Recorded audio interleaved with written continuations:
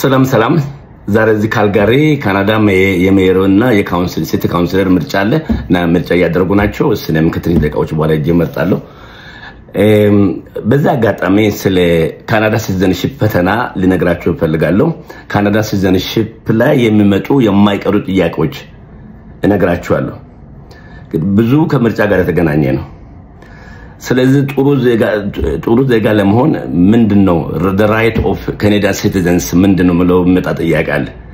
ስለዚህ to vote and to be voted መምረጥና መመረጥ ይሄ አንዱ ነው የጥሩ ዜጋ የመሆነ የዜግነት ራይት ተብሎ የተቀመጠው ማለት ነው። ጥሩ ዜጋ መምረጥም አለበት ይላል። ለምሳሌ በጣም ማይቀሩ ማንዳተሪ ጥያቄዎች ከዛ ደግሞ ስለ ፕራይም ሚኒስተሩ ይመጣል። ፕራይም ሚኒስተሩ ምንድነው ስራው? አንዱ ስራው ሴኔተሮች መምረጥ ነው። ሌላ ስራው ሚኒስትሮች መምረጥ ነው። ሌላ ስራው የፌደራል ጋቨርንመንት ስራዎችን የየቀኑ ስራን የየለቱ ስራን ማካሄድ ነው ይባላል ማለት ነው። ከዛ በኋላ ደግሞ የካናዳ አብዛኛ ቦታ የአርሲኤምፒ የፍርድ የኮርት የብዙ ቦታ የፖሊስ ምንድናቸው እነዚህ ሲምቦል ምንድነው ዋና ሲምቦል ሲባል ክራውን ነው ይባላል። አሁን ፈተና ላይ ይመጣል። ሌሎችም ካናዳ ሲምቦሎች ይመጣሉ። የካናዳ ሞቶ ምንድነው? የካናዳ መፈክራቸው ዋናው ምንድነው? from C to C የሚለው ነው። ዶሚኒየን from C to C ከጫፍ እስከ ጫፍ መምራት ይሄ ነው መግዛት የሚለው ነው። ይሄኛው ምንድነው? ዞር የካናዳ ሞቶ እና ከዛ ደግሞ የካናዳ ኦዝ ደግሞ ምንድነው የሚባለው ተብሎ የሚመጣላና ለግዜ እና የጥያቄ ላይ መልሱ ምንድነው ምለው የካናዳ ኦዙ ምንድነው? ኦ ካናዳ our home and native land ብሎ ነው የሚጀምረው የካናዳ አንትለም የካናዳ መዝሙራቸው ዋና ብሔራዊ መዝሙራቸው ኦ ካናዳ our home and native land። ከዛ ደግሞ ኤሌክሽን እንዳለ በመናቃለን ቮተርስ ኢንፎርሜሽን ካርድ ይመጣል። ዜጋ ከሆናችሁ በፖስታ ይመጣላችኋል ማለት አሁን እኔ መጥቶልኛል። በኋላ በሱ ረጅም መምረጥ የምችለው ለመምረጥ ምን ያስፈልጋል? to be Canadian citizen መሆን፣ ከዛ ደግሞ 18 ዓመት በላይ መሆን፣ ከዛ ደግሞ የቮተርስ ኢንፎርሜሽን ካርድ ማግኘት። ካርዱ ካልመጣ ምን ይደረጋል? ኒርባይ ኤሌክሽን ኦፊስ ተደውሎ ይጠየቃል ወይ ዌብሳይት ላይ ቼክ ይደረጋል።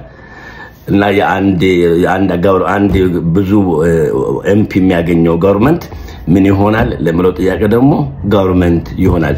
ከዛ ቀጥሎ ደግሞ ሁለተኛ ሰከንድ ቦታ ያሸነፈ ፓርቲ ደግሞ ኦፊሻል ኦፖዚሽን ፓርቲ ይባላል። እና እነዚህ ኤሌክሽን ጋር የተገናኘ የማይቀሩ ጥያቄዎች ብዙ ጥያቄ መጣሉ። ከጥያቄ ውስጥ 7ም 8ም ጥያቄ ሊመጣ ይችላል ማለት ነው። ከአንዳንድ ጊዜ ደግሞ true or false ማለት ስለዚህ እንደዚህ ነገሮች በደንብ ካያችሁ ፈተና የማለፍ ቻንሳችሁ ትልቅ ነው። ፍላጎት ካለ ይሄንን ደግሞ ሲቲዝንሺፕ በተመለከተ ሙሉውን በሌላ ጊዜ በተለይ ዩቲዩብ ላይ ለማስተማር ፈቃደኛ ነኝ። እንግዲህ ኤሌክት ለማድረግ ወጣለሁ። ያን ዲሞክራሲ ዋና ማዕከሉ ሴንትራሉ ምንድነው? ነፃ ምርጫ ነው። ነፃ ምርጫ ብቻም አይበቃም፣ ሲስተም ያስፈልጋል። አሁን ብዙ ጊዜ ነፃ ምርጫ ያለባቸው ዲሞክራቲክ ሀገሮች የሚባሉ ዩሮፕ ዌስተርን ዩሮፕ በተለይ ዩሮፕ በአጠቃላይ ዩሮፒያን ዩኒየን አሁን ሰብአዊ መብትም አላቸው፣ ነፃ ምርጫም አላቸው፣ ዲሞክራሲም አላቸው። አሜሪካ፣ ካናዳ፣ አውስትራሊያ፣ ኒውዚላንድ የተወሰኑ የኤዥያ ሀገሮች በተለይ ኢንዲያ፣ ሳውዝ ኮሪያ፣ ጃፓን፣ ሲንጋፖር እነዚህ ሀገሮች ነፃ ምርጫና ዲሞክራሲ አላቸው ማለት ይቻላል። ከዛ ደግሞ ሌላ ቻይናና ራሺያ እንኳን ዲሞክራሲ አለው ማለት ይከብዳል። ሌሎች ደግሞ ኤዥያ ምንድነው ሚድል ኢስት ሀገሮችም እንደዚህ ዲሞክራሲ አላቸው ለማለት በጣም ይከብዳል። ስለዚህ ይሄንን ነው የሚመስለው። አንድ ዲሞክራሲ እንደው ነፃ ምርጫ ብቻ ሳይሆን ሲስተም መዘርጋት አለበት። ሲስተም ኮርት ሲስተም መኖር አለበት። እንደዚሁም ደግሞ ትክክለ ፖሊስ መኖር አለበት። እነዚህ ነገሮች ሲኖሩ አንድ ሀገር ዲሞክራቲክ ነው ለማለት ይቻላል። አፍሪካ ገና ነው ዲሞክራሲ። አፍሪካ፣ ሳውዝ አሜሪካ እንዳልኩ ብዙ የኤዥያ ሀገሮች እንደዚሁም ደግሞ ሚድል ኢስት ዲሞክራሲ አለ ለማለት ይከብዳል። ይሄንን ነገራችሁ ብዬ ነው።